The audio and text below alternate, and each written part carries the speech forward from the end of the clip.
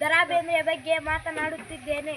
ಅವರ ಜೀವನ. ದತ್ತಾತ್ರೇಯ ರಾಮಚಂದ್ರ ಬೇಂದ್ರೆಯವರು ಕರ್ನಾಟಕದ ಧಾರವಾಡದಲ್ಲಿ ಚಿತ್ಪಾವನ ರಾಮಚಂದ್ರ ಭಟ್ ಮತ್ತು ಅವರ ಪಾರ್ವತಿಬಾಯಿಯವರ ಹಿರಿಯ ಮಗ.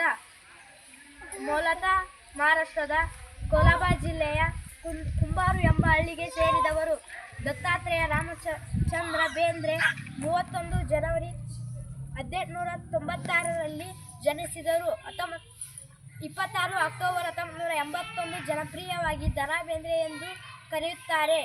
ಸಾಮಾನ್ಯವಾಗಿ 20ನೇ ಶತಮಾನದ ಕನ್ನಡದ ಶ್ರೇಷ್ಠ ಕವಿ ಎಂದು ಕರೆಯಲ್ಪಡುತ್ತದೆ. ಇತಿಹಾಸದಲ್ಲಿ ಶ್ರೇಷ್ಠ ಕವಿ ಎಂದು ಕರೆಯುತ್ತಾರೆ. ಜ್ಞಾನಪೀಠ ಪ್ರಶಸ್ತಿ ವಿಜೇತರಾಗಿದ್ದಾರೆ. ಅವರ ಕೃತಿಗಳು: ನಾದಲೀಲೆ, ನಾಕುತಂತಿ, ಗಂಗಾವತರಣ, ಅರಳು ಮರಳು. ಅವರ ಪ್ರಶಸ್ತಿಗಳು: 20